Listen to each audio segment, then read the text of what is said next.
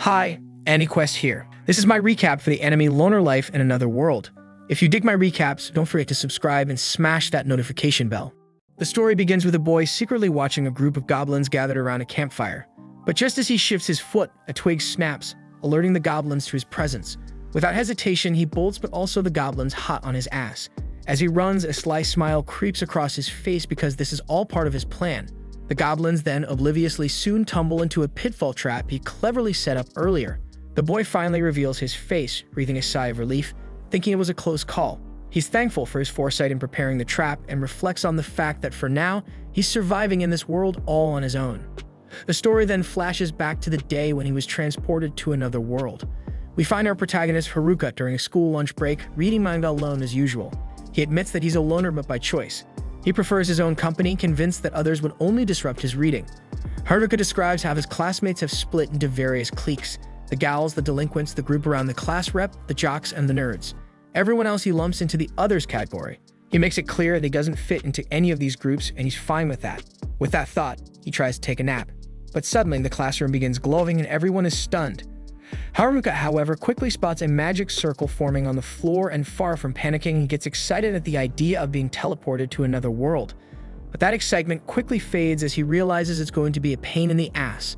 Deciding to avoid the whole situation, he makes a break for the door in an attempt to escape the circle. But predictably, the classroom doors won't budge. Unwilling to give up, Haruka frantically throws anything he can at the door in hopes of breaking it, but to no avail. In a final effort, he climbs up into the ceiling, thinking he's finally outsmarted the magic circle. He takes a deep breath, feeling safe at last, but that relief is short-lived. Another magic circle appears above him, and before he knows it, he's whisked away to the cliched white void. Haruka finds himself standing in an empty space, waiting for the usual appearance of a king, princess, or god. But instead of any grand figure, he notices an old man, sitting there looking just as lonely as him. The old-timer god then rushes toward Haruka, clearly panicked. As he mumbles, Haruka pieces together that this flustered old man is the god of another world. The god explains that Haruka's classmates have already been transported to this new world, and he's shocked to realize he missed one of them. Haruka bursts out laughing, mocking the god for not even noticing him hiding in the ceiling hatch. The god, embarrassed and clearly frustrated, hurriedly tells Haruka to pick a skill so he can transport him too. Haruka is then presented with a massive list of skills, only to realize that all the cheat skills have been snatched up by his classmates. He sighs in annoyance as he sifts through the remaining scraps. One skill, Dice, catches his eye. It allows him to add a point to any stat if he rolls 2 6s. He chuckles at the absurdity, but moves on to check the combat skills. Of course, only Cane Mastery is left, a skill he deems utterly pathetic. He moves on to the starting gear and is greeted with the pitiful sight of skills called Villager, Set, and some contact lenses. Sighing again, he takes a look at the magical spells, only to see mundane options like temperature control, packing, weight management, and movement spells.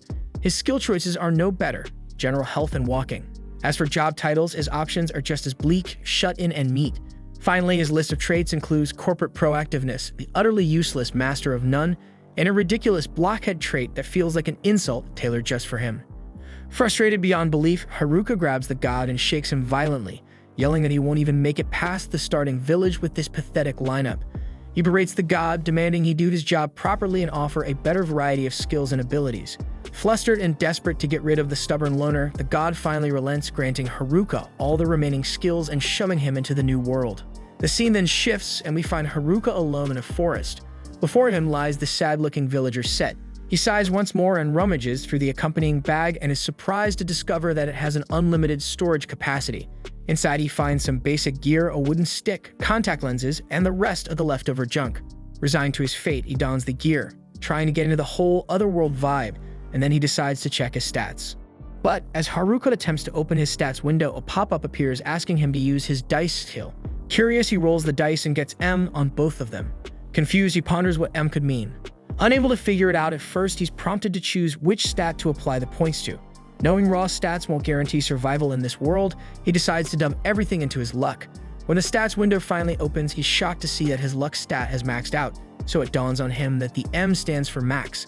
Feeling a glimmer of hope, he checks out the rest of his stats, and unsurprisingly, he sees all the worthless skills he'd acquired. Amidst them, he discovers 2 additional skills. One is Loner, which ensures he can only live alone and prevents him from ever forming a party. The other is Servitude, a skill that lets him command others, albeit ironically since no one would want to follow a loner. Haruka then frustratedly grumbles that his chances of getting a harem in this world just went up in smoke thanks to these garbage skills. Then as he ponders the absence of his classmates, he realizes it doesn't matter since he can't form a party anyway. So with that shit situation, he decides to move on, focusing on setting up a base of operations instead. As he explores the dense forest, Haruka grumbles about the poor visibility due to the overwhelming number of trees. Then he remembers the contact lenses he stashed in his bag. He puts them on, and immediately, his vision sharpens, revealing the names of all the plants and objects around him. It turns out his contact lenses grant him the appraisal skill, and suddenly the entire world feels more accessible. Excited by this newfound power, Haruka stumbles upon some edible mushrooms with the added benefit of drawing out latent abilities. He gleefully stuffs them into his bag, knowing his magical bag can hold an unlimited amount of items. Feeling more confident, Haruka realizes that with this skill, he can locate anything he needs. Then shortly after, he finds a river, fills his water bottle, and quenches his thirst. He then stumbles upon a cave and stops at the entrance, praying that no monsters are lurking inside. After a moment, he heads in. To his relief, it's pretty spacious and comfortable. He figures living here might actually be a good idea, especially since he's got tents and lanterns. He grabs the dry leaves and twigs he picked up earlier and uses his temperature control magic to start a fire. He hopes this will keep the beasts away. Before crashing for the night, he checks his stats. Turns out his temperature magic has leveled up, unlocking fire magic. He's also picked up new skills like clairvoyant sight, presence detection, and enemy tracking. He figures it's probably because he's been on edge, watching for monsters. As he drifts off, he can't help but wonder what he'll do if anything shows up. He knocks out, and when he wakes up the next day, he's relieved to find no issues. He figures it's thanks to his monster-repelling items and the fact that his shut-in job title seems to protect his space. Feeling hungry, he starts a fire with his freshly unlocked fire magic and whips up some mushrooms and jerky with a sprinkle of seasoning. Then as he digs in, he's surprised at how decent it tastes. He also realizes how clutch the villager set is: frying pan, knives, everything. While looking over his gear, he starts to question whether Villager A was really just a villager or a survivalist. After his meal, he sits back and starts thinking about what he's going to do next. He then continues exploring the forest, thinking that the cave will serve as his base of operations for now, and the next on his agenda is setting up some proper safety measures. Then along the way, he gathers some herbs and more mushrooms, but quickly realizes that monsters are going to be his biggest headache. Just as he thinks that, he senses some presences nearby and he sees it's two goblins. Panic sets in, but then he figures these guys are small fry, though their stats are higher than he expected. Haruka wonders if he stands a chance, but he knows that if he wants to keep exploring, there's no way around this fight. He decides to wrap his cane using his packing ability, which coats objects in magic and gives them various boosts, and surprisingly it works pretty well. With newfound confidence, Haruka resolves to work hard and surpass his classmates who scored cheat skills. He charges at the goblins, his glowing cane in hand, and easily takes down the first one. The second goblin attacks, but its moves are too predictable, and Haruka dodges them without much trouble. And with a quick burst of magic from his cane, he finishes the second one off. By the time evening rolls around, Haruka is cleaning up at the river, feeling proud that he survived his first battle, and he reflects that today was a good day. He then exhaustedly heads back to the cave, eats some mushrooms, and notices a wooden club he picked up from the goblins. He quickly dismisses it, thinking it's useless. It's too short in range and a bit too heavy. His trusty cane is way more efficient. Checking his stats, he's surprised to see that he leveled up just by whacking a couple of goblins, but he's not complaining. He also discovers he's gained a new skill called Magic Infusion, and notices that his calisthenics level has gone up. By day 3, Haruka is already sick of eating mushrooms every damn day. He craves some meat and even laughs to himself, imagining how his class rep would definitely scold him for complaining. He then begrudgingly swallows the mushrooms and then decides to check out the Magic Infusion skill he picked up the other day. Turns out it cloaks his body with magic and enhances it. And on top of that, it empowers his magical defense and physical control. He then also notices that his appraisal skill leveled up to level 2. However, instead of being thrilled, he's confused. It now shows question marks on some of the things he tries to appraise, so he annoyedly wonders if it's more of a downgrade than an upgrade. Shrugging it off, Haruka heads into the forest intending to practice some magic. But his focus is soon shattered when he spots yet another mushroom. Disappointed, he laments the lack of meat and sarcastically wonders why meat doesn't grow on trees. Then he remembers he's supposed to be practicing magic, not foraging. He activates his Magic Infusion skill again and starts running around the forest, feeling surprisingly light on his feet. His dexterity is off the charts. While exploring, he encounters some goblins that are a bit stronger than the ones he faced earlier, but they're still no match. He defeats them more easily than yesterday, and the confidence kicks in. He starts thinking he could probably take on 3 goblins at once now. But just as he's getting cocky, he spots 3 muscular goblins up ahead. His confidence evaporates instantly, and he ducks for cover. Realizing he's outmatched, Haruka ducks and hides immediately. He then starts slipping away quietly, fully aware he's not ready for that shit. Over the next few days, he sticks to a routine, hunting goblins during the day and studying magic by night. On day 5, Haruka manages to take down a goblin with a single strike, and he also spends some time renovating his cave house, adding a gate and some not-so-fancy furniture to make it more livable. Later that night, he finally gets lucky and hunts down a rabbit for some much-needed meat. After catching the damn thing, he's pretty pumped, thinking he'll actually get to eat something other than mushrooms for once. But just as he's about to celebrate, he senses someone approaching. To his annoyance, it's the group of gals from his class. Not wanting to get mixed up with their drama, he ducks out of sight. But then he senses the damn delinquents are nearby too, and he is definitely not in the mood to deal with them either. Using his clairvoyance, Haruka scans the area and realizes the entire class is here, including the class reps group. He doesn't want to get involved with the other group's shit, but for a second, he thinks maybe he should at least stay high to the class rep, given that they've known each other since grade school. But then he snaps out of it. He's not about to start acting like a simp. In fact, he's enjoying the freedom of being completely isolated, and for the first time, no one telling him what to do. No drama, no distractions.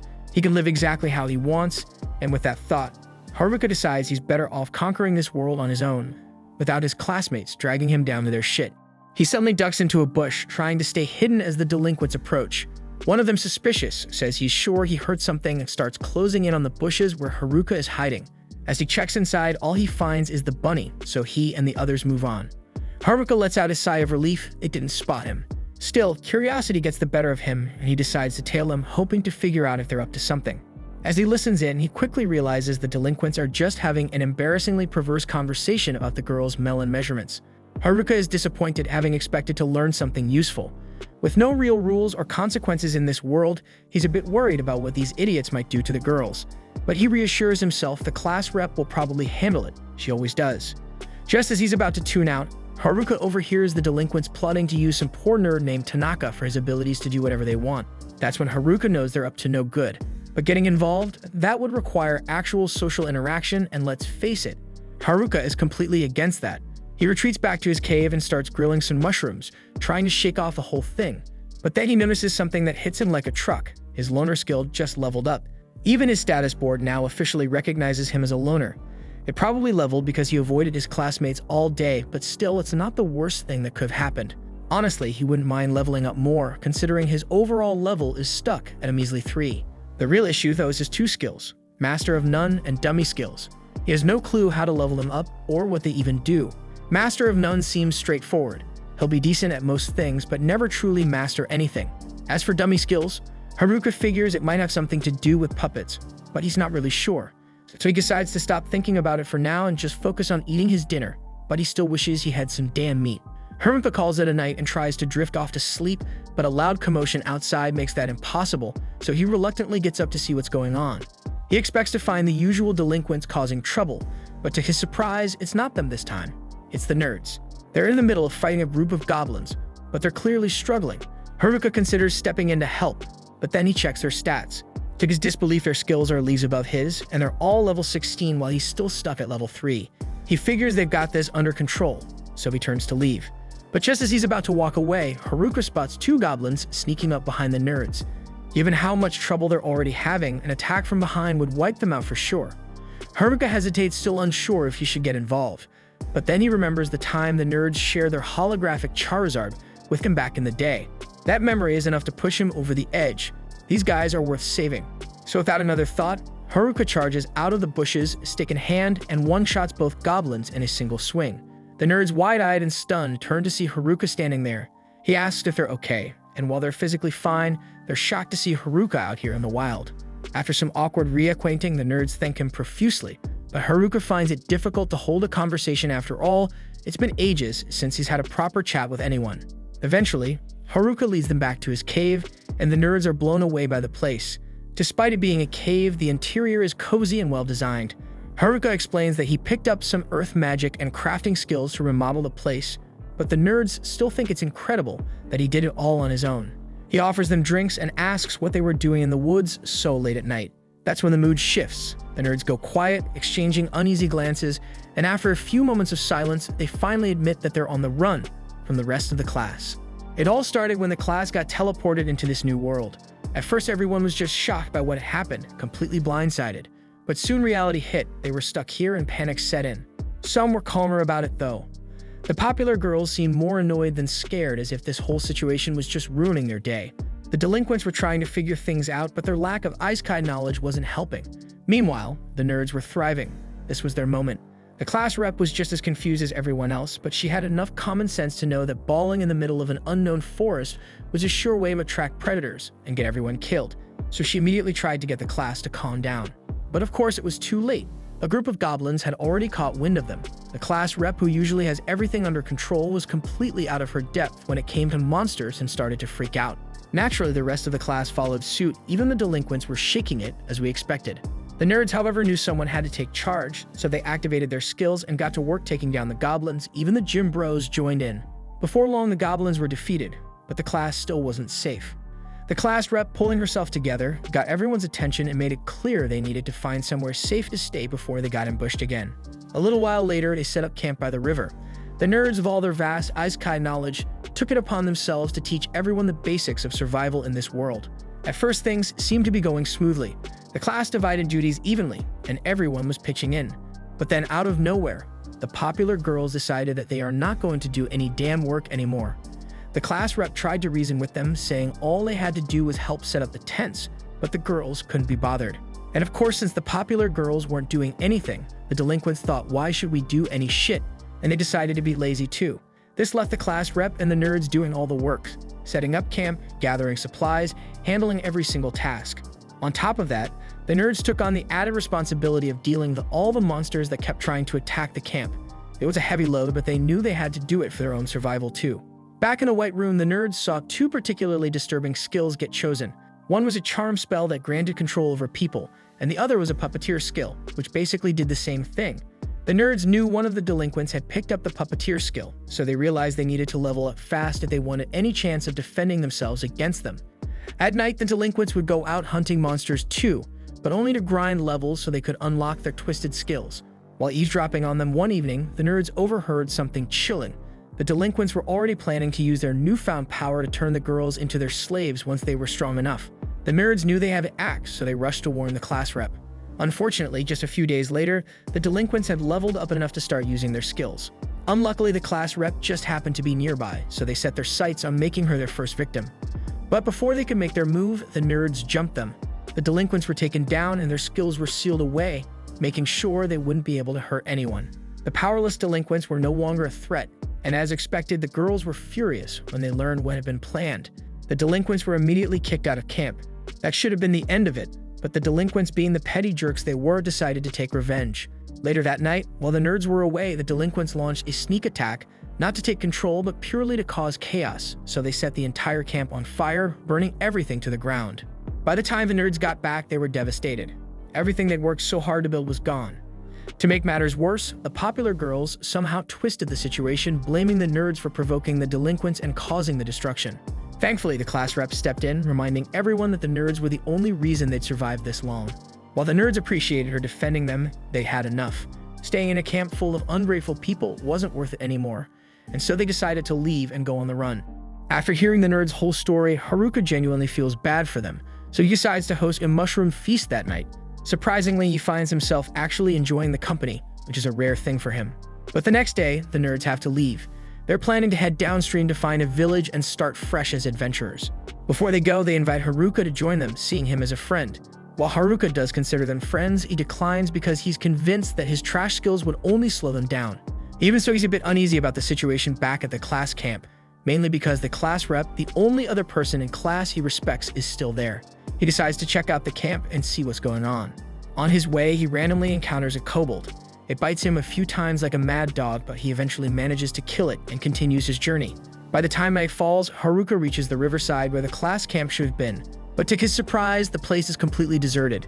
Figuring it must have moved, he uses one of his detection skills to track footprints and follows the trail until he eventually stumbles upon the popular girls.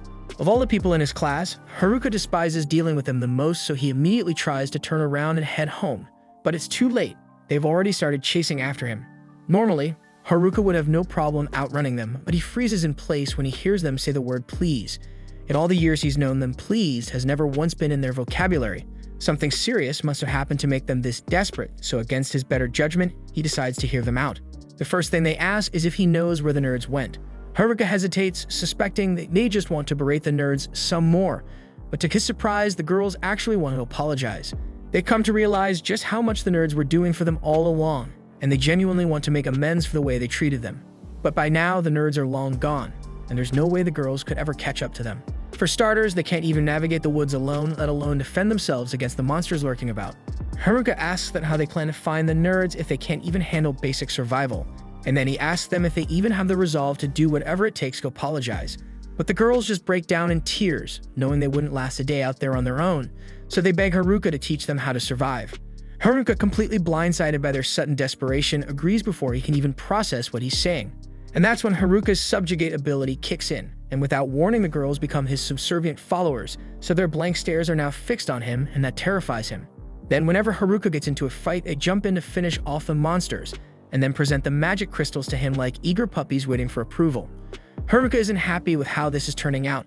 He didn't sign up for this, and now the whole situation feels wrong. One of the girls has a small injury on her arm, so Haruka feels responsible and hands her a healing potion he made, expecting her to use it on herself, but instead she uses it on him. He's getting increasingly frustrated. Everything they do is only for his benefit now, and he's starting to get sick of it.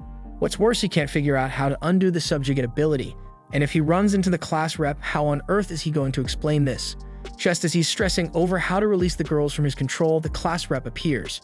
She tries talking to him, but Haruka is too wrapped up in his thoughts about breaking the servitude to notice her. It's only when she shouts in his ear that he snaps back to reality, realizing she's standing right next to him. Meanwhile, the delinquents are still scheming, planning to carry out their twisted ambitions with the girls, so eventually they decided to deal with anyone who might stand in their way first. Then we see Haruka panicking because he's clueless about what to say to the class rep, and come to think of it, he doesn't even know her name. They have been in the same class since elementary school, and she's always been nice to him, so she can't believe this idiot never bothered to learn her name. A few moments later, the rest of the girls from class show up. Of course, everyone except the popular girls is following the class rep's orders. Speaking of those popular girls, the class rep spots them standing behind Haruka, but they look like they're sharing a single brain cell at the moment, so she figures Haruka must have done something to them. He'd love to say he's innocent, but the ugly truth is, even if he didn't mean to, his skills somehow turned them into his servants, and now he's stuck with this mess. He tries to explain without sounding like the villain, but none of the girls believe him. So Haruka just gives up trying to clear his name and starts to walk off. Too bad for him, the class rep won't let him go that easily, so she forces him to stay while she checks on Shimazaki to see if she's okay. Fortunately for him, a little shaking is all it took to snap her out of it, and Shimazaki reassures the class rep that she's fine, which gives the rep some relief. Haruka, on the other hand, thinks this is his cue to finally leave, but of course the class rep still wants to know how the whole subjugation thing happened in the first place, so she's not letting Haruka go this easy. Then while the girls are chatting, Haruka is left alone by a tree, and since he's got nothing better to do, he decides to practice his magic. He figures he'll try expanding his house once he gets home, so he starts experimenting, trying to figure out how to make a basement, but being Haruka, he messes it up and ends up burying himself in the ground from the neck down. So he's stuck like that and sat waiting until the class rep found him. She's completely shocked to see him buried in the dirt, especially since she only asked him to wait a few minutes. But hey, boredom makes people do dumb stuff. She then goes over Haruka's head and pulls him out of the dirt, and once he's free, she apologizes for not trusting him. Apparently, Shimazaki told her that Haruka was just trying to help everyone. Haruka doesn't remember offering to help everyone, but the class rep and the other girls are already thanking him, so he just rolls with it. Then with everything settled, Haruka is ready to head home. But the girls start getting mad because he's about to leave them stranded in the wilderness without offering any help. That's when the class rep catches on. Haruka just mentioned having a home, so she immediately asks him about it, and Haruka casually explains that he had some spare time and just built a house. The class rep is floored because she can't believe this guy managed to build an entire house by himself, while they've been struggling to manage a camp. The other girls are just as impressed, so they huddle together, holding a quick meeting. The class rep asks Haruka how many people his house can accommodate. Haruka, trying to think it through, says it could fit about 200 people, though they have to move some furniture around and maybe drain the indoor pool. The class rep, green with envy at how well Haruka's doing for himself, reluctantly asks if she and the other girls can stay the night since they're all kind of homeless at the moment. Haruka freaks out internally. It's one thing to let a few guys crash at your place, but this is a whole class full of girls. So the thought of that shit makes him feel hot like hell, but still, he manages to calm himself down. And once he's composed, Haruka leads them all toward his house. And thanks to all the time he spent wandering through these woods, Haruka is way better at navigating than the girls, and one of his skills even gives him helpful tips, keeping him headed in the right direction. Eventually, Haruka makes it back to his house with the girls in tow, and after catching their breath, they're absolutely floored by the sight. It's been ages since they had a proper roof over their heads or enjoyed the luxury of indoor plumbing. Then the moment Haruka mentions there's a bath over that way, the girls practically stampede toward it, stripping down right in front of him. Haruka's brain short-circuits. There's no way he can survive a whole night under the same roof with them. So thinking quickly, he sets up a tent outside to get some much-needed alone time and prepares to sleep. But just when he's about to settle in, the class rep walks into his tent. There's something she wants to talk about. First, she thanks him for all his help, because without him she wouldn't have had a clue what to do. After the nerds bailed, the gym bros also left, leaving the girls to fend for themselves. It's been rough, but now that they had a bath and a decent meal, the girls are finally in high spirits again. Even so, the class rep admits she feels like a failure as their representative because she couldn't fix the situation on her own. But Haruka thinks she's being way too hard on herself because up until now, she's been the one protecting and keeping the girls together. She admits that may be true. They got lucky not running into any monsters. If they had, she would have been powerless to protect the class, unlike the nerds. But Haruka speaks again and points out that she's not being fair to herself because the nerds have basically spent their whole lives preparing for something like this, so of course they could handle it. But for her, this is the first time she's ever even heard of isekai. So considering all things she's done, it's a damn good job. Hearing that the class rep feels a lot better, though she still can't help but compare her accomplishments to Haruka's. After all, he built a fully functioning house in just a week. Then she wishes him a good night and heads back inside. But with everything that's happened today, there's no way Haruka's getting any sleep in this hot tonight. Early the next morning, Haruka is woken up by one of the girls sitting outside his tent, telling him to get up because breakfast is ready. He is still half asleep, so it takes him a moment to realize what's happening. But when it hits him, he starts freaking out a little and protests by saying that he wants to sleep in a little longer. The girl, however, isn't having it and climbs on top of him, trying to coax him out of bed. Haruka defeatedly gives in and asks what's for breakfast. He expects the usual, mushroom soup with a side of even more mushrooms. But to his surprise, breakfast is actually fish today. So excited, he accidentally headbutts the girl in his enthusiasm. She's a little hurt, but Haruka's too thrilled to care because finally he gets to eat something other than mushrooms, and he's loving every bite. The class rep, confused by his excitement, asks why he's so worked up about eating fish when he's been living next to the river this whole time.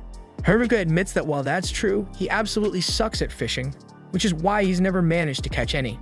Seeing how the girls seem so accustomed to eating fish, Haruka asks how they managed to catch them so easily. The class rep agrees to show him and takes Haruka to the river, along with one of the girls who has a lightning magic skill. Her method is simple but effective. She just electrocutes the water until the fish well stop being alive. Haruka is amazed and begs her to do it again. Though she's reluctant, she agrees since Haruka has been helping out. She summons another ball of lightning, but before she can throw it in the river, Haruka quickly grabs it and seals it with his packing skill. He tosses it into the water himself and catches some fish, but on top of that, he gains lightning magic as well, meaning he won't need Lightning Girl's help anymore. The class rep then confusedly asks what he just did, so Haruka explains that by using his packing skill on a particular element, he gains that type of magic. It's probably a result of all the different skills he has, which is definitely useful. But in Haruka's mind, he's still stuck with a bunch of useless abilities. Then, while the other girls splash around in the river, Haruka sits with the class rep and asks what she and the others plan to do next. The class rep admits the details are still a bit unclear, but their goal is to head for the nearest village and try to catch up with the nerds. However, she adds they'll need to level up if they're going to make it out of this forest on their own. So Haruka, trying to be helpful, offers to train them before they leave. Then not long after, all the girls are gathered in the forest for Haruka's impromptu training camp. But before they start, Haruka asks what their current levels are. When they tell them they're all above level 15, Haruka feels an immediate pang of depression because he's still stuck at level 7 after all this time in the forest, so he begins to wonder if they even need his help at all. Then, to test their abilities, he sets them up to fight a group of kobolds to see how they handle themselves. The girls think this will be a walk in the park since the kobolds are only level 6, but a few moments later, all of them had their butts handed to them and they were knocked out on the ground. Turns out, none of them expected the kobolds to actually fight back, so bruised and humiliated, they retreat to regroup and strategize. But oddly enough, the strategy meeting ends up taking place inside Haruka's magic tent. Thanks to its ability to expand, they all fit comfortably, but Haruka still has no idea why they chose his damn tent for this. After some deliberation, the girls head back out confident they got it this time. Haruka is glad they're feeling motivated, but in the back of his mind, he's not convinced they'll win round 2 either. Then once they leave, the girl who woke him up that morning approaches him looking a bit sheepish. She apologizes for her behavior earlier. Apparently, she was deliberately getting close to him to see if he tried to take advantage of the situation.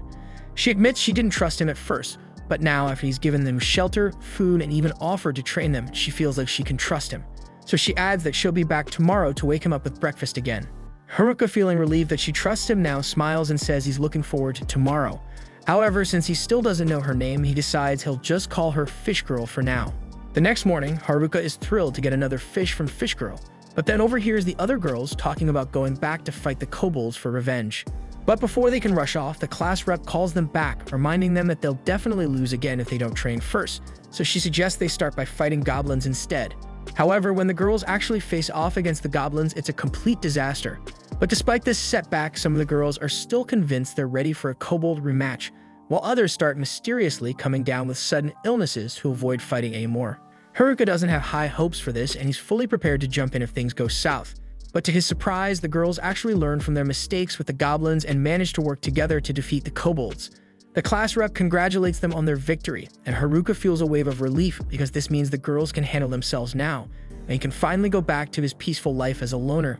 But at least that's what he thinks, because the class rep walks over and thanks him for agreeing to come with them to the nearest village. Haruka knows for a fact that he never said he'd join them, but class rep is pretty insistent, so in the end he caves and agrees to go with her.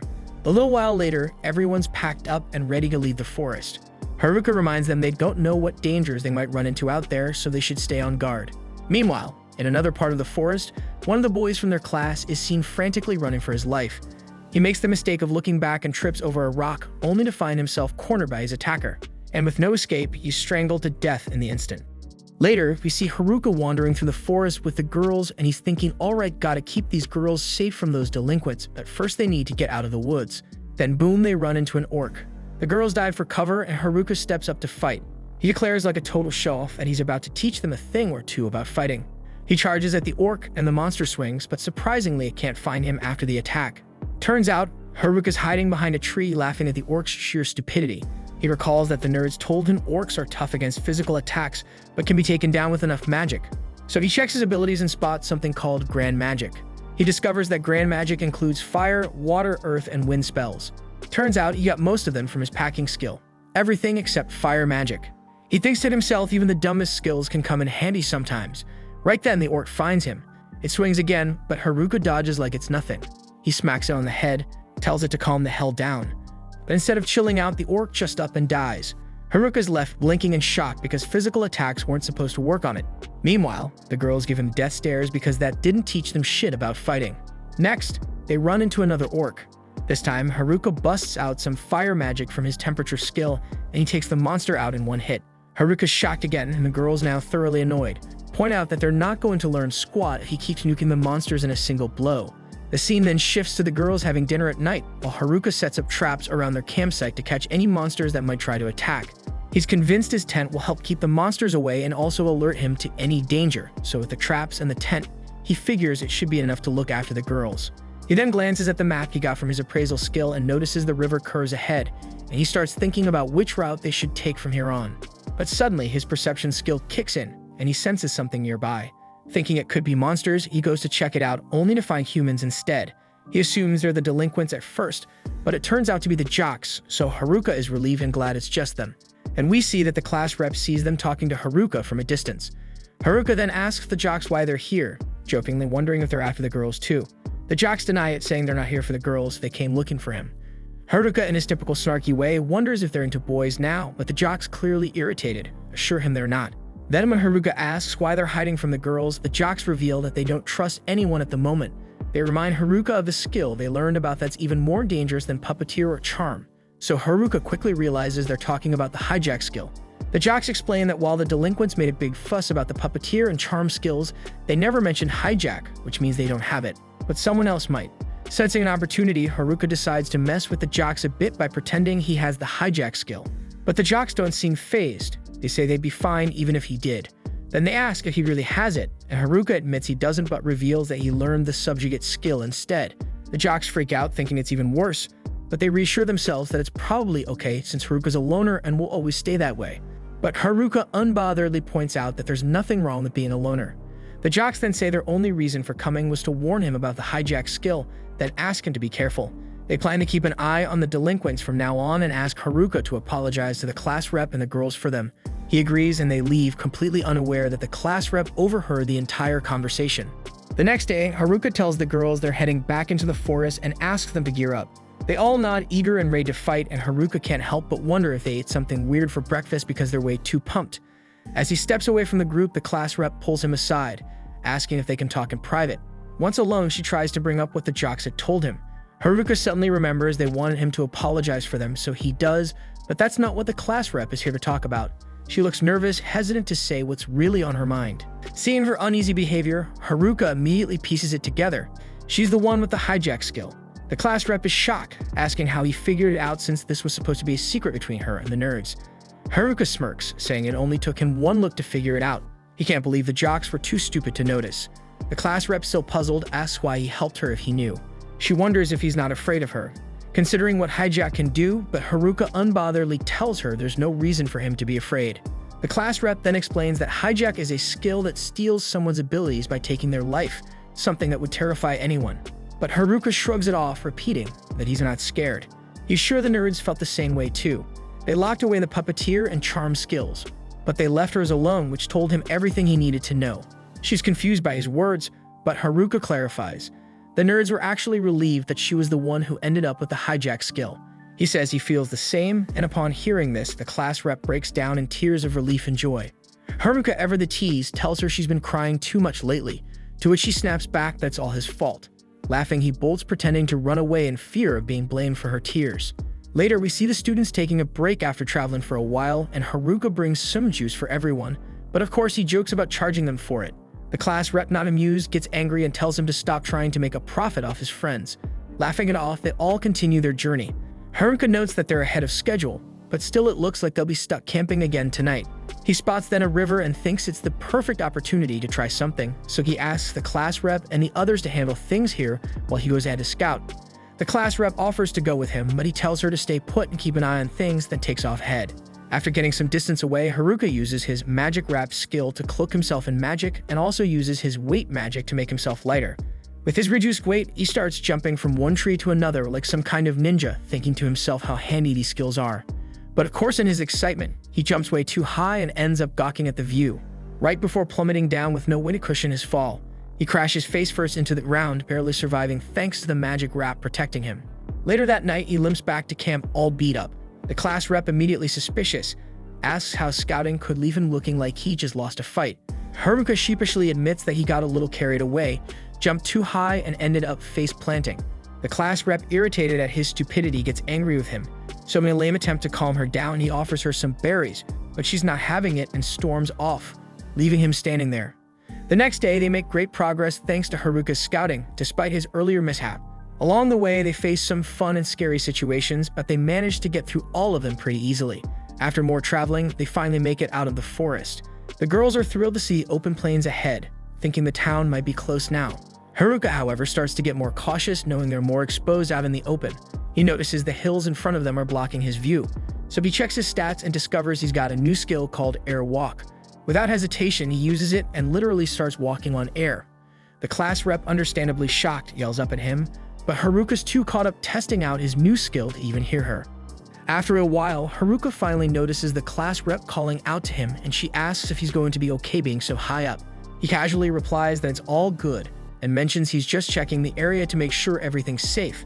Scanning the surroundings, he spots some people being attacked by monsters. He reports this back to the class rep, and immediately she insists that they have to help. But Haruka, ever the cynic, points out that just because they're getting attacked by monsters doesn't automatically mean they're good people, and he knows how the girls tend to be too trusting. The class rep wants to send their fastest runner to help those people, but Haruka tells her it's pointless. They won't make it in time. He raises the possibility that they could be bandits, saying it might be safer to just let things play out. But of course, the class rep is having none of that. She firmly states that if they're bad guys, she'll handle them. But if they're innocent, she wants to help. Haruka rolls his eyes internally, knowing she'd say something like that. So he agrees to go save them himself, leaving the girls surprised. Realizing he can't run fast enough to make it in time, Haruka thinks about what to do. Magic wrap and weight magic won't be enough this time, so he decides to try something new. Using magic wrap to enhance his physical abilities and weight magic to make himself lighter, he adds wind magic to launch himself into the sky. But unfortunately, the class rep gets caught up in the gust as well. As Haruka soars through the air, he kicks off with his new airwalk skill, propelling himself forward. He's impressed, thinking that with these skills he can go anywhere he wants. But suddenly, he realizes the class rep is hanging on to him and asks what the heck she's doing there. She explains that she got swept up in his wind magic and tells him to stop. They're already at their destination. But Haruka, of course, casually drops the bomb that he hasn't quite figured out how to stop. They crash straight into the monsters, attacking the people, accidentally defeating them in the process. Haruka, picking himself up, asks the people if they're all right. One of them, still in shock, responds that they should be the ones asking him that question. Still, they thank him for saving them, not entirely sure how they survived that chaotic rescue. The leader of the group then introduces himself as Oftir, and his friend follows up with his name Gegtek. Haruka is relieved that they don't have any language barriers to deal with. He then asks why they were getting attacked by monsters, so they explain that merchants have been getting ambushed in the area recently, and the Adventurers Guild put out a quest to wipe out the monsters. Thinking it would be easy money, they took the job, but quickly realized they were way out of their league. Haruka then spots a massive wolf nearby and learns that it's a creature called the Big Green Wolf. Oftir then tells his team to gather whatever's left of their stuff, but they're clearly frustrated about failing the mission. With nothing better to do until the girls arrive, Haruka decides to cook up some mushrooms for the adventurers. As they eat, they realize they're being served stamina caps, a rare and valuable find. They're shocked that Haruka's sharing something so precious, and Haruka, in typical fashion, is surprised these mushrooms are even rare. He learns that stamina caps not only restore energy but also help heal wounds. Eventually, the class rep wakes up, and not long after, the rest of the girls catch up. They're stunned when they see a real elf and a knight immediately swarming the adventurers like they're models on a runway. The adventurers, now back on their feet, guide everyone toward the town. After some time, Omyu finally comes into view, so the girls ecstatically sprint toward the town and the whole group enters together. The scene then shifts to the delinquents, who are busy leveling up their abilities. Feeling confident after their training, they decide they're finally ready to go after the girls. But Tanaka suggests they target the group of nerds first, since they can force them to unlock the puppeteer and charm skills. So the delinquents love the idea and quickly agree, unaware that the jocks have been eavesdropping on their entire plan. Back in Omyu Town, the girls are practically bouncing through the streets, hyped up by all the wonders civilization has to offer. They're gushing over everything, but class rep quickly reminds them that they're flat broke and have a mountain of stuff still left to do. She rushes off to round up the excited girls while Haruka watches with a grin, thinking to himself that now that he's gotten everyone safely to the city, they shouldn't need him anymore. That means he can finally slip back into his peaceful, carefree learner lifestyle. Meanwhile, class rep is struggling to keep the girls under control, and in desperation she asks Haruka to lend a hand. But Haruka's already kicked back, chilling in the shade because his work is done, or so he thinks. Class rep frustratedly gets it. He's relieved to be in the city, but there's still so much left to handle. So she blows her whistle, rallying the girls into order, and lays out her plan. First, they'll head to the Adventurers Guild to sell all the loot they've gathered on their journey. Then they'll register with the guild and rent an inn for the night. While they're at it, they'll also ask around to see if anyone's spotted the nerds lately. It's a solid plan, but the popular girls immediately take offense, annoyed that class rep is treating the nerds like some side quest. She quickly apologizes, but Haruka can't resist poking fun at the popular girls for caring so much about the nerds in the first place. A little while later, the group makes their way to the Adventurers Guild, and it's way more intimidating than Haruka expected. The second they step inside, they're hit with hostile stares, and Haruka's gut is screaming at him to back out. Before he can even think about it, Oftir tells him that the guild master wants to meet him. Haruka figures it is not a great sign, so he tells the class rep to get the girls registered while he heads upstairs to see what the guild master wants. Upstairs, the vibe is even worse. Everyone looks scarier, and Haruka's nerves are shot. At the end of the room, Gegtek is waiting and leads him to the guild master's office. Haruka walks in, bracing for the worst as he comes face to face with a menacing-looking guy. But to his surprise, the guild master just wanted to thank him for saving Oftir and his party, so all that worry was for nothing. After that's done, Haruka heads back downstairs and spots a counter, figuring that's where you go to sell magic stones, so he walks up and asks the attendant. She confirms, so Haruka casually dumps a pile of stones out of his bag. There's a lot more where that came from, but before he can pull out the rest, the poor attendant tells him to stop. Apparently, he's just dropped 2 days worth of overtime on her desk, so she asks him to come back tomorrow so she can finish appraising the ones he's already handed over. Haruka's not in a rush, so he agrees, and besides, the girls have all finished registering as adventurers, which means it's his turn. Haruka heads confidently into the registration room to get assessed, But his smug grin doesn't last long. The guild worker hits him with the bad news. He's too weak to become an adventurer. Turns out, you need to be at least level 10 to register, and even then, you'd have to join a party to qualify. If Haruka wants to register as a solo adventurer, he needs to be at least level 20, but he's only level 9, and thanks to his loner skill, he can't form a party anyway, so it looks like he's stuck being unemployed for a while. Later that night, class rep leads everyone to the lodging the guild arranged for them. But when they finally get there, Haruka starts to freak out because it looks a lot like a love hotel. He calms down after realizing it isn't, and everyone says goodnight before heading off to their separate rooms. The next morning, they all meet up at a diner for breakfast, and class rep excitedly tells them that the town is supposed to be really safe, so they're free to explore and do whatever they want. The girls are thrilled and start planning a shopping trip for later, and seeing that they can handle themselves from here on out, Haruka decides he'll head back into the woods as soon as he gets paid for his crystals. After breakfast, Haruka heads to the guild to check if his magic stones have been appraised, but when he arrives, he's met with sincere apologies from the staff. Turns out, they don't have enough money on hand to pay him all at once. The guild master then steps out personally to apologize, asking Haruka if he'd be willing to accept payment in installments. Haruka, laid back as usual, says he's fine with it, and the guild master breathes a sigh of relief, grateful for Haruka's understanding. In the meantime, the guild master hands over what they've already appraised, and it's 8 million ere in that bag. And from what Haruka and class rep have figured out since arriving in Onyu, the currency's value is pretty much the same as back on Earth, which means Haruka just hit the jackpot. The payout is massive because Haruka brought in more F-rank stones than the guild has ever seen, and on top of that, he took down some green wolves, which bumped up the reward even more. Sitting on a small fortune, Haruka decides to do some shopping before heading back to the forest, so Gatek chimes in, saying he knows a spot Haruka might want to check out. Naturally, Haruka assumes he's being led to an adult establishment, but much to his disappointment, Gatek takes him to a rundown weapon shop instead. The shop specializes in rare gear collected from dungeons, and since Haruka is a bit of an odd case, Gatek figured this would be the perfect place for him to gear up. Sure, the place looks like it might fall apart any second, but Gatek swears the quality is top-notch. Haruka, trusting Gatek's judgment, decides to give it a shot. The equipment might look weird, but the effects they offer are next level, so Haruka ends up spending the entire day browsing and buying as much as he can afford. Just as he's about to wrap up, he spots a necklace that catches his eye. It looks pretty decent, but when he uses his appraisal skill, the only description he gets is Fits 7. It's the same cryptic message he got when appraising his villager set earlier, so he curiously asks the shopkeeper if he knows what Fits 7 is supposed to mean. The shopkeeper explains that the necklace allows the wearer to combine the effects of up to 7 different items and use them all at once, so Haruka's eyes light up because this sounds incredibly useful. If the effect also applies to his villager set, it means he can stack even more effects onto his gear. He's about to start sorting through items for the best combinations, but right then, class rep bursts in, yelling at him for staying out so late. Haruka, realizing he's been here for hours, admits he still has a lot more he wants to try out. As he's holding one of the items, it suddenly reacts, and before he can process what's happening, all the items in front of him fuse into one. The shopkeeper, understandably furious, reminds Haruka he hasn't paid for any of it yet, and all that gear had cost him well over 10 million ere to acquire.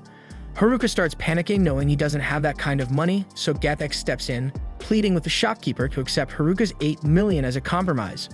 The next day, Haruka is sulking because he blew all his cash and is now flat broke. He'd love to head out and gather more crystals, but the problem is, you're not allowed to leave town to hunt monsters unless you're a registered adventurer. And of course, he's already tried sneaking out with some of the girls, but class rep caught him and gave him another earful.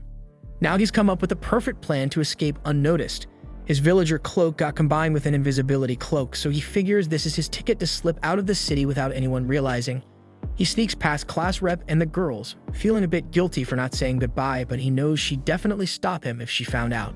Haruka manages to sneak out of the lodging successfully, but once he's outside, he makes the classic mistake of taking off his invisibility cloak, thinking he's in the clear. So as he tries to jump over the wall, a couple of the girls who are hanging around outside spot him.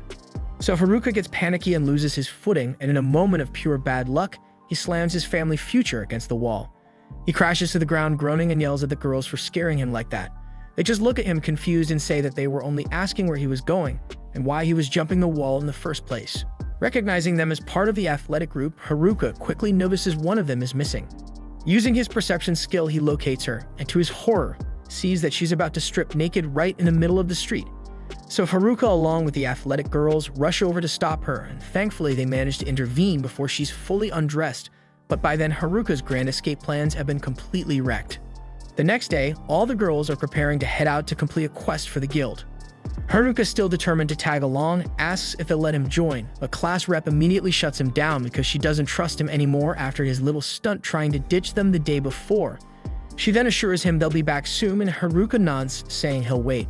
But the moment class rep and the others leave, Haruka's grin returns because he has no intention of sitting around.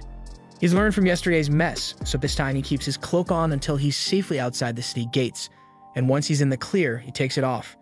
Now he's officially out of the city, with nothing standing between him and his cozy house in the forest. But as Haruka is running, he notices a bunch of destroyed buildings off in the distance.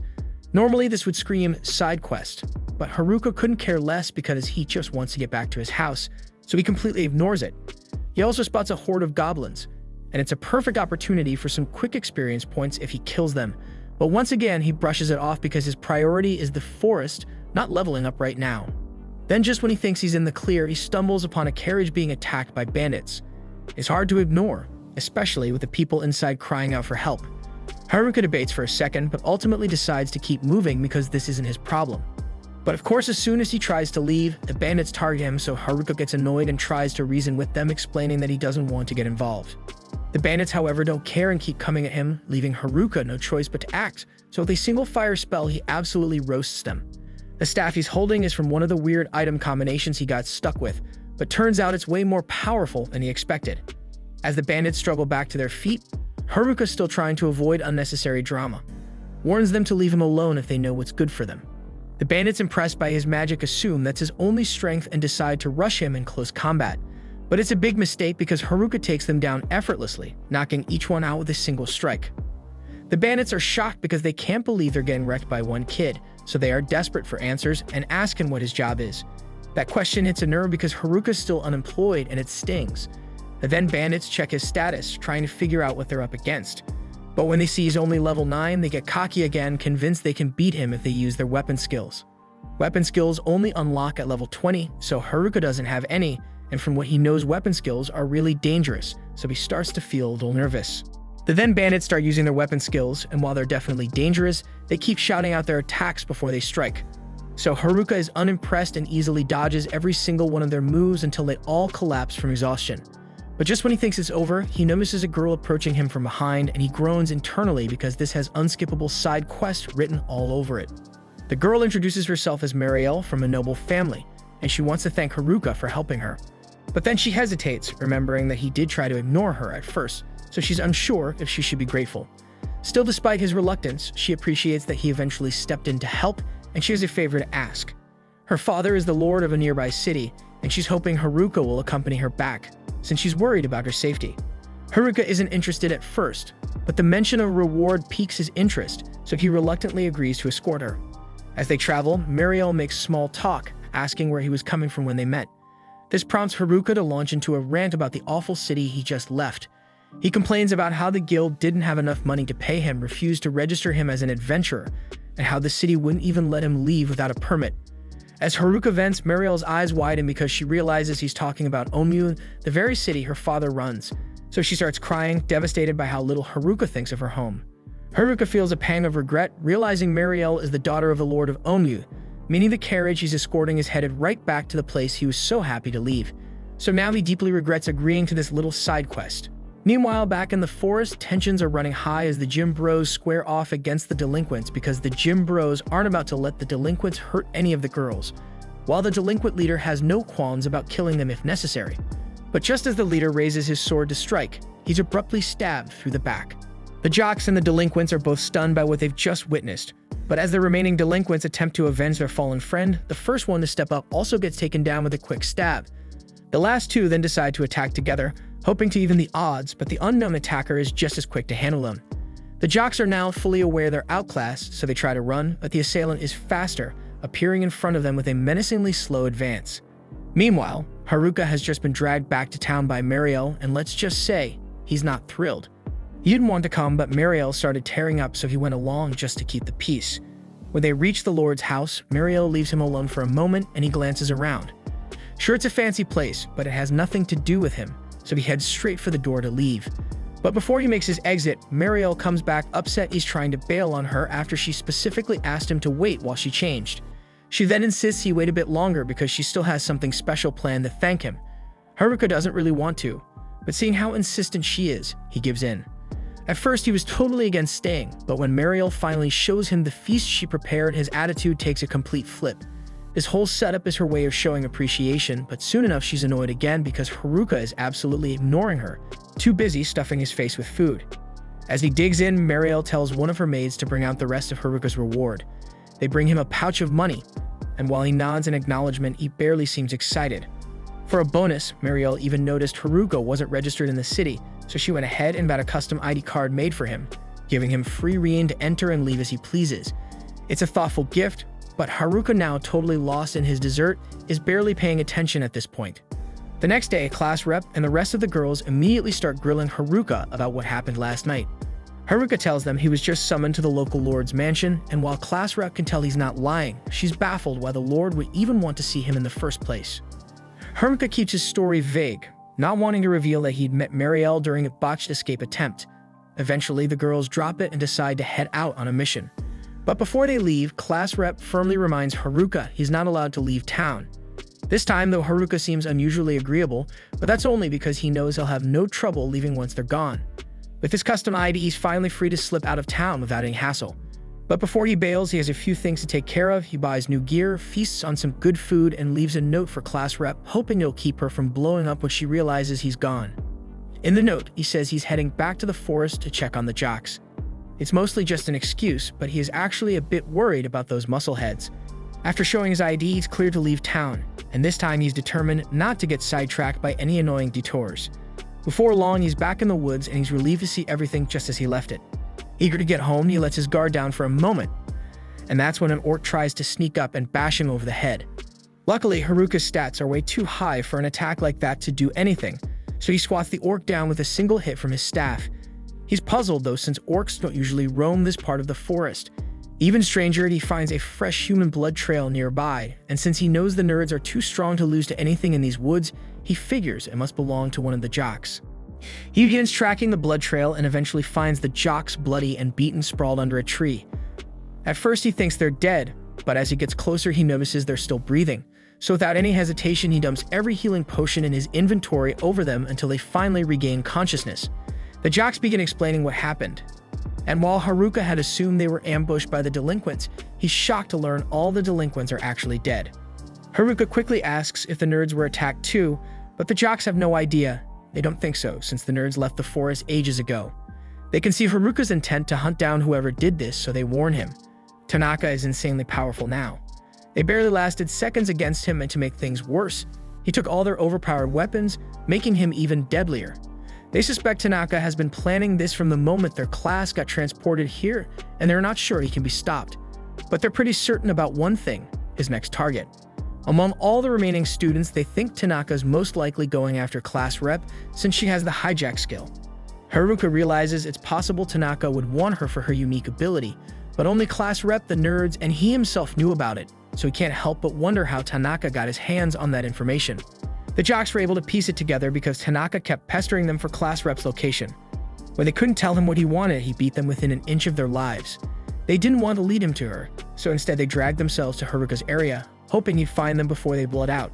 Now with Haruka's strength, they feel confident they can win if they all fight together. But Haruka isn't so sure he even wants to get wrapped up in a battle like this. He came here to avoid all side quests, yet if class rep is in danger, he's got no choice but to step up. Still, he makes it crystal clear to the jocks this is a fight he's handling alone. The jocks try to talk him out of it, pointing out how risky it is to go solo against someone as powerful as Tanaka. But when they see the steely look in Haruka's eyes, they realize there's no changing his mind, so they reluctantly agree to let him go alone. Haruka tells them to head into town and catch up with the other girls, and while they're at it, they really ought to apologize to class rep for ditching the group earlier. As the jocks walk away, Haruka considers that having them fight alongside him might have helped.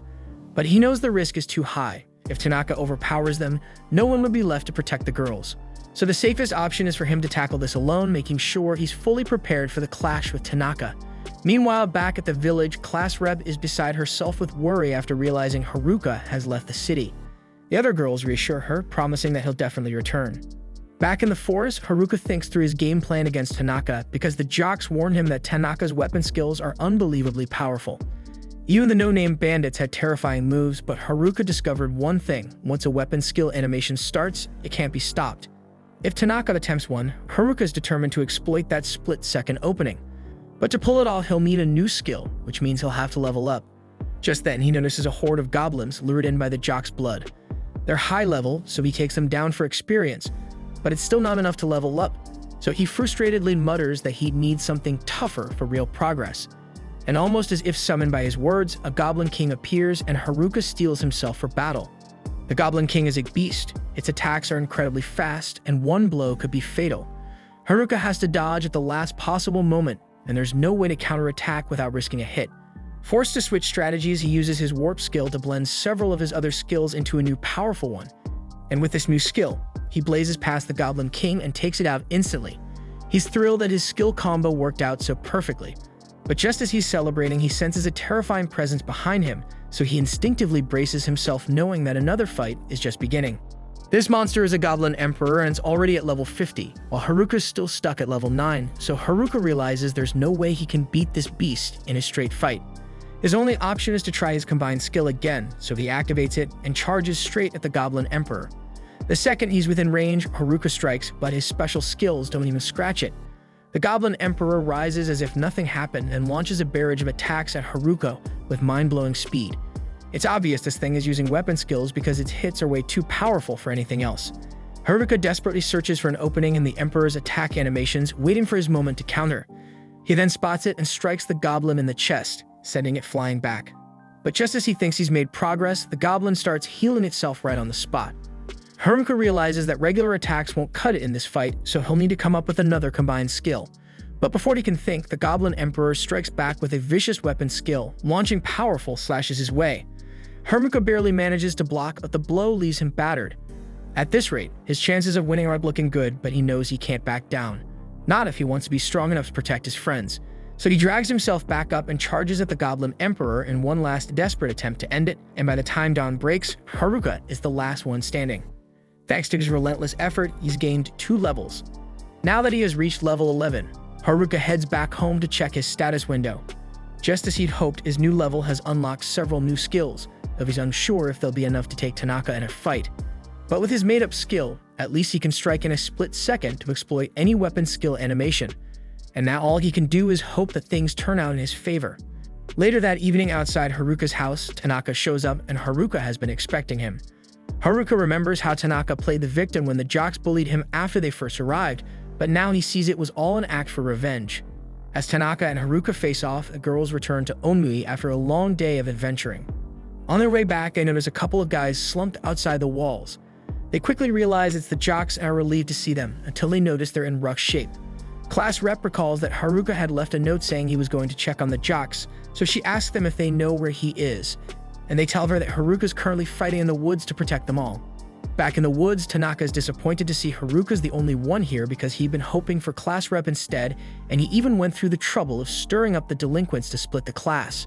Haruka realizes Tanaka's been orchestrating everything from the start, and now Tanaka's ready to kill anyone who gets in his way to get what he wants. Tanaka sneers at Haruka, not seeing him as much of a threat, and turns to leave intent on finding class rep and stealing her hijack skill. But Haruka, even if he doesn't particularly care for all his classmates, can't let this happen, so he raises his staff to Tanaka's neck, coldly declaring that he will not pass. Tanaka gets irritated that someone he considers a nobody like Haruka dares to stand in his way, but he's more than willing to kill him if that's what it takes to see his plans through. Tanaka then fires up a shockwave and launches himself straight at Haruka, forcing Haruka to throw up his hands in defense. Before he left the White Room, Tanaka had noticed there were only trash skills left on the skill board, so even if he's not exactly sure what abilities Haruka's got, Tanaka's confident he's got the upper hand against someone like him. Tanaka then uses his magic to summon and hurl several rocks at Haruka, but just as Haruka tries to defend himself again, Tanaka activates a metal skill to mess with his movements, freezing him in place for a split second, leaving him barely able to dodge out of the way before the rocks nearly crush him. Even though Haruka regains his mobility, he's way slower than usual thanks to Tanaka's skill. Tanaka's all set to exploit this weakness, so he starts spawning crystal spikes beneath Haruka's feet. Haruka manages to dodge the spikes by jumping from side to side, but it's obvious he won't be able to keep this up much longer. Tanaka gives him credit for lasting this long, but before finishing him off, he has one burning question. He demands to know when Haruka first started suspecting he was up to something shady, and Haruka reveals he'd been wary from the start because there had to be some reason why Tanaka was hanging around the delinquents back then. Tanaka is impressed by Haruka's instincts, but Haruka's got a question of his own. He wants to know when Tanaka started plotting his underhanded scheme.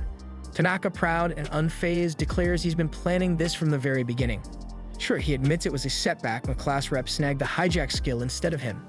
But once he got his metal skill, the one that lets him mess with others' movements, he knew he could still come out on top if he played his cards right. But just then, Tanaka conjures magical roots that shoot up and bind Haruka to the ground, and with Haruka immobilized, Tanaka hurls a massive fireball, intending to reduce him to ash. Tanaka's convinced this should be enough to end Haruka, but to his shock, Haruka absorbs the magic and emerges unscathed. Haruka wasn't even sure that trick would work when he tried it, but he's thrilled that his magic-absorbing vine fused into his staff came through. Then, while Tanaka stands there frozen in surprise, Haruka seizes the moment, charging at him. But just before Haruka can land a critical blow, Tanaka summons a sword and blocks the attack. Sure, he's surprised Haruka absorbed his fire magic, but magic isn't his only weapon. And he actually has so many weapons he can barely decide which one he'll use to kill Haruka. Deciding to have some fun, he plans to use them all, aiming to shred Haruka to pieces as he charges in for another attack. Haruka defends himself as best as he can, but with Tanaka switching up attack patterns and weapon types, it's impossible to keep up, so eventually Haruka slips, leaving him open to a brutal strike that sends him sprawling into a cluster of bushes. And by the time he scrambles to his feet, Tanaka lands a vicious slash that sends him skidding across the forest floor. Haruka survives the blow. He's winded and struggling to stand. Tanaka soon approaches, standing over him with a smug grin. Haruka hates to admit it, but he might actually be in serious trouble. Tanaka's barrage of attack patterns combined with a range of skills is overwhelming, so Haruka starts piecing things together, and he figures that Tanaka must have copied all their classmates' abilities with a copycat skill. Tanaka is amused that Haruka figured it out so fast. But when he confirms it, Haruka realizes that Tanaka is after class rep next because he wants her hijack skill to steal every original skill, and with all those overpowered abilities, he'll become unstoppable. Tanaka doesn't give him another moment to think, and he swings his scythe this time, knocking Haruka back with the sheer force of his strike. Haruka can barely hold on and decides to launch his own desperate attack to catch Tanaka off guard. But as he strikes, he realizes too late that Tanaka had tricked him with illusion magic. Then after realizing that nothing he tries is working, Haruka appears to give up, standing still as Tanaka charges at him with a sword. But at the last moment, he sidesteps with a smirk and whispers in Tanaka's ear that he's figured out his secret. And from that moment on, Tanaka finds himself struggling to land a single hit on Haruka. So Haruka explains that he was letting Tanaka unleash everything in his arsenal to discover a weakness. And while dodging each strike, he noticed that Tanaka never used the same skill more than twice, and from that, he deduced there must be a limit to how many times Tanaka can use each copied skill. So if Haruka can keep dodging, Tanaka will eventually run out of skills. Tanaka feels a wave of panic, realizing Haruka has exposed his biggest weakness, but still he's convinced he can finish Haruka off before his skill reserve runs dry. So he lunges again, but Haruka is now quick enough to leap over him and counterattack. Haruka has adapted to Tanaka's speed, and no matter how many new attacks he tries, Haruka isn't caught off guard anymore. Then Haruka seizes his chance, charging in for the finishing blow. But just before he can strike, Tanaka fires a laser beam, forcing Haruka to pull back.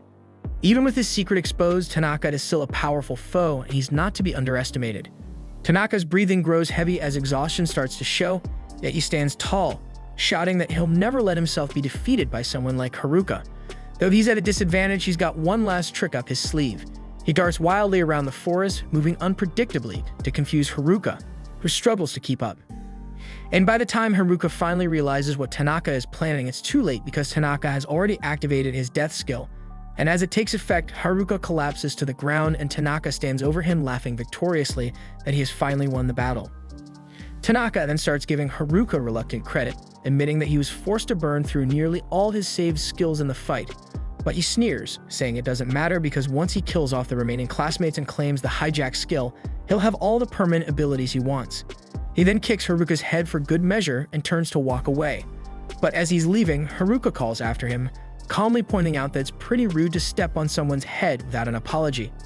Tanaka stops in his tracks, stunned that Haruka is even alive since the death skill has a 100% success rate on anyone above level 11. But Haruka explains he has a skill that grants him resistance to negative status effects. Plus, his luck stat is maxed out thanks to rolling double M's when he first arrived, and that luck likely countered the death skill. And for falling to the ground, it was just for the dramatic effect because he thought it'd be funny. Tanaka can't see the funny side in that shit show and demands to know how Haruka can even move at all, considering he used his metal skill to lock Haruka's movements from the beginning of the battle.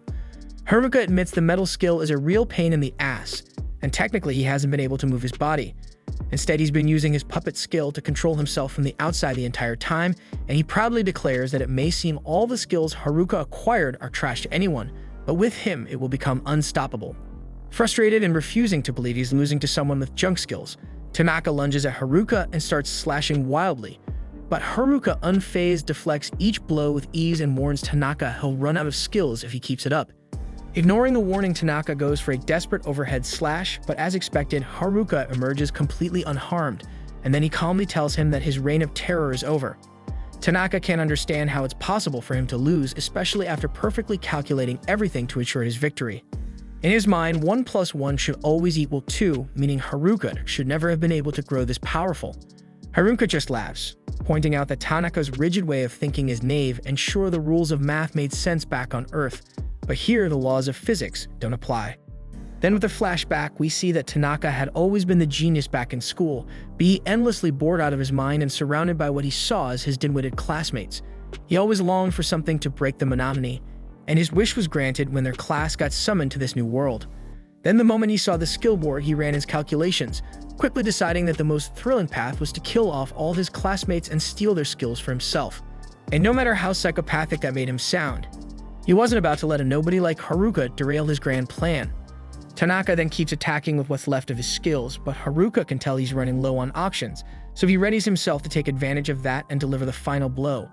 But just as he's about to strike, he's stabbed from behind, and with a grin, Tanaka reveals that he can control weapons remotely as well.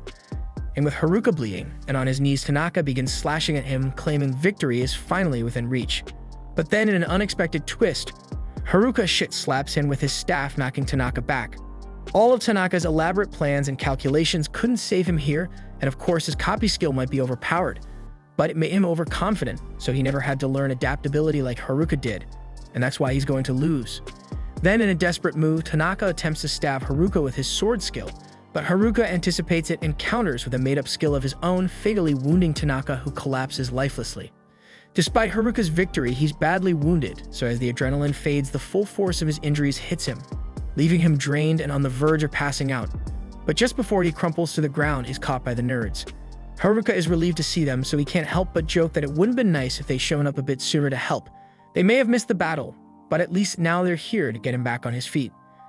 Haruka's grateful for the help, though he's curious how they even knew he was out here.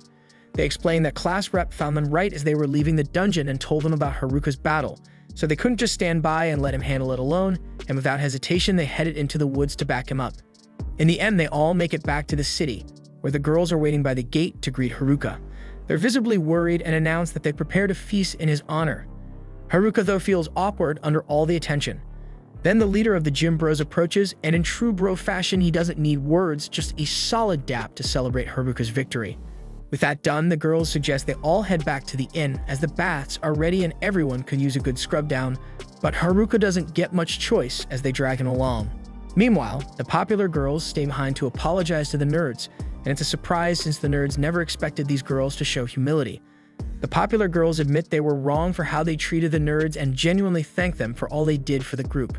Then we see that with everyone making amends, Haruka feels that all the loose ends have been nicely tied up, and he starts to feel like there's no reason for him to stick around, so he starts quietly slipping away to return to his peaceful life in the woods. But before he can escape, Class Rep catches him in the act and furiously demands to know where he thinks he's going, reminding him of how worried she was he might not make it back, and now that he's finally here, he's trying to sneak off again. Haruka sheepishly apologizes, and Class Rep relents, saying it's fine as long as he doesn't try to vanish on them again. Besides, this time all the girls will be keeping an eye on him, so there's no way in hell he's getting away that easily. Thanks for watching. Subscribe to not miss the next part.